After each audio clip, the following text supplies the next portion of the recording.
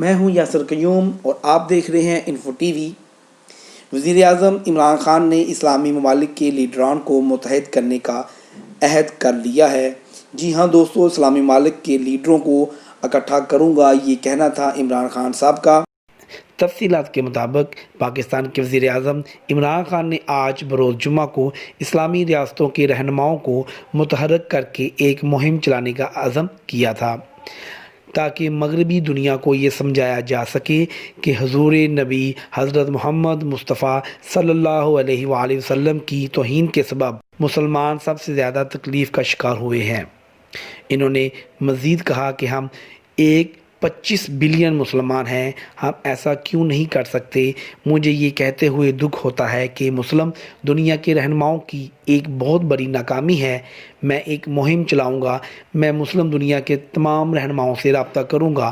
مجھے یقین ہے اگر ہم اجتماعی طور پر انہیں یہ سمجھانا چاہتے ہیں کہ حضور اکرم حضرت محمد مصطفیٰ صلی اللہ علیہ وسلم کی بے حرمتی کرنا ہمارے نزدیک بدترین عمل ہے۔ انہوں نے یاد دلایا کہ عہدہ سنبھالنے کے بعد انہوں نے OIC اسلامی تعاون تنظیم سربراہی اجلاس میں اسلام فوبیا کا معاملہ بھی اٹھایا تھا۔ مسلم قائدین پر زور دیا تھا کہ وہ اس رجحان کو بڑھنے سے روکنے کے لیے اجتماعی پوزیشن اپنائیں۔ انہوں نے کہا کہ مغربی ممالک، یورپی یونین اور اقوام متحدہ کو یہ بتانا ضروری ہے کہ مسلمان اپنے مذہب کے ساتھ عقیدے اور حساسیت کا اظہار کرتے ہیں۔ انہوں نے کہا کہ حقیقت میں مغرب کا ایک بہت چھوٹا طبقہ مسلمانوں کے جذبات کا احتساب کرنا چاہتا ہے۔ اس کے حربوں کے ذریعے مغرب کو ان کے خلاف اکسایا جا رہا ہے۔ انہوں نے نوجوانوں کو حضرت محمد مصطفیٰ صلی اللہ علیہ وآلہ وسلم کی زندگی اور تعلیمات کے بارے میں تعلیم دینے کی بھرپور تلقین کی اور شرکاء کو حکومت کی جانب سے کلاس 7 اور 9 تک مضمون کو پڑھانے کے فیصلے سے آگاہ کیا۔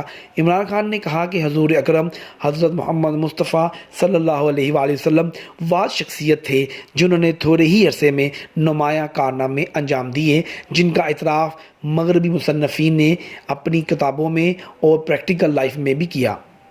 اللہ تعالیٰ ہم سب کو نبی کریم حضرت محمد مصطفیٰ صلی اللہ علیہ وآلہ وسلم کی زندگی سے عملی نمونہ حاصل کرنے اور ان کی طرز زندگی کو اپنا طرز زندگی اپنانے میں اللہ تعالیٰ ہماری مدد فرمائے، آمین۔